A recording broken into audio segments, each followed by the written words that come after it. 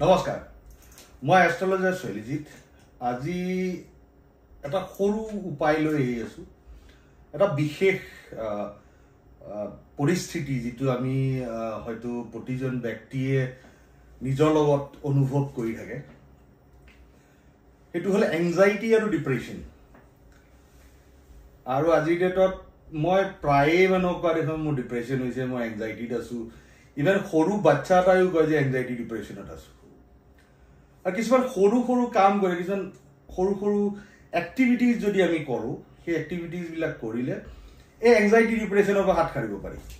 একদম সৰু সৰু কথা কিছুমান তাৰে দুই তিনটা উপায় মই আজি কম এংজাইটি ডিপ্ৰেছনত কি হয় মানুহে বহুত কথা যেটো নভাবিব ভাবিব নালাগে এনেকা কথা চিন্তা কৰি থাকে এটো ওভাৰ থিংকিংৰ কাৰক হয়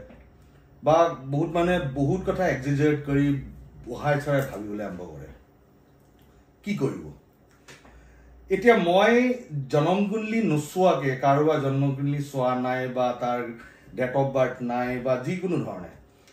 তো এংজাইটি ডিপ্ৰেছন সেই মানুহটোৱে সাইকিয়াট্ৰিষ্টৰ ওচৰত নোযোৱাকে কেনেকে দূৰ কৰিব পাৰিব প্ৰথম কাম ৰাতিপুৱা উঠি আপুনি ঘৰখন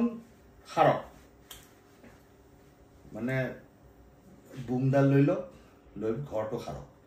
ঘৰৰ ভিতৰত যিমান জাবৰ জোথৰ আছে বা আৱৰ্জনা আছে সেইখিনি সাফা কৰক তো ঘৰ সাফা কৰাটো হল ৰাহু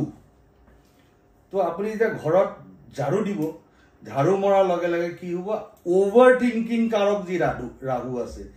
বেছি এক্সাজাৰেট কৰি ভাবাটো বা কিছুমান বস্তু এক্সট্ৰিম লেভেলত ভাবি যোৱাটো সেইটো আপোনাৰ কমি যাব সেকেন্ড ৰেমেডি ৰাতিপুৱাই কৰিব আপুনি সেকেন্ড ৰেমেডিটো হল যে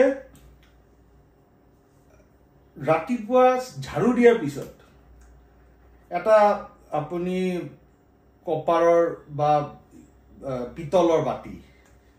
বাটিত পানী লৈ ল'ব তাত নিমখ মিক্স কৰিব 3 চামুচ নিমখ মিক্স কৰি তুলসী পাত 3টা থকা অকমান ঠাৰি এখন লৈ পেলাই গোটেই ঘৰটোত সেই নিমখীয়া পানীখিনি ছটিয়াব এই দুটা এক্টিভিটি আপুনি প্ৰতিদিনাই ৰাতিপুৱা যদি কৰে আপুনি দেখিব আপোনাৰ দিনটোৰ কাৰণে যেটো মানসিক স্থিতি আছে এটো ফৰকাল হৈ গৈছে এংজাইটি ডিপ্ৰেছন বা ওভাৰ থিংকিংটো লাহে লাহে কমি যাব এটো 90 দিন মান সময় আপুনি কন্টিনিউয়াছলি কৰিলে ইয়াৰ ৰিজাল্ট পাব তাৰ ওপৰঞ্চি আপোনাৰ ঘৰত কাম কৰিবলৈ অহা মানুহ বা আপোনাৰ ঘৰত বিভিন্ন ধৰণৰ কাম কৰিবলৈ মানুহ আহে চাগে এই মানুহবিলাক হল শনি তো শনিও এংজাইটি ডিপ্ৰেছনৰ কাৰক হয় তো কি কৰিব সোমবাৰৰ দিনা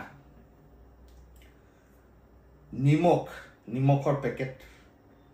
বা চেনি বা চাউল এই তিনটা বস্তু আপুনি এখেতসকলক দান দিব লাগিব ঘৰত কাম কৰিবলৈ অহা মানুহজনীকে দান দিলে সোমবাৰ দিনা নিমখ চেনি আৰু চাউল বগা চাউল এটো দান দিয়াৰ ক্ষেত্ৰত কি হ'ব সোমবাৰৰ দিনা আপোনাৰ চন্দ্ৰ মজবুত হ'ব চন্দ্ৰ মানে মন তো মনটো আপোনাৰ প্ৰসন্ন হৈ থাকিবলৈ ই সহায় কৰিব তাৰ লগতে যদি পাৰে মাহেকত এদিন বা এদিন গলি হল তাতকে বেছি যাব নালাগে মাহেকত এদিন ওচৰতে থকা কোনোবা শিৱলিংগত গৈ পেলে বেছি নহয় খুব একদম আধা লিটাৰ 1 লিটাৰ এনেকে দিব নালাগে 1 কাপ গাখীৰ আপুনি শিৱলিংগত 3টা বেলততৰ সতে দিয়া আৰম্ভ কৰক মই এটো গ্যাৰান্টি দিছো 90 দিনৰ ভিতৰত আপোনাৰ এংজাইটি ডিপ্ৰেছন ফ্ৰাষ্ট্ৰেচন ওভাৰ থিংকিং এই বিলাকৰ যেটো পৰিমাণ আছে হেতু নিশ্চিতভাৱে 60 বা 70% কমি যাব ইয়াত কোনো এষ্ট্ৰলজি আপোনাৰ চাৰ্ট চাব লগা দৰকাৰ নাই কোনো ধৰণৰ মূল্যৱান ৰত্ন ধাৰণ কৰিব দৰকাৰ নাই এইকেইটা কাম আপোনালোকে কৰক আৰু 90 দিনৰ ভিতৰত ইয়াৰ ৰিজাল্ট পাওক ধন্যবাদ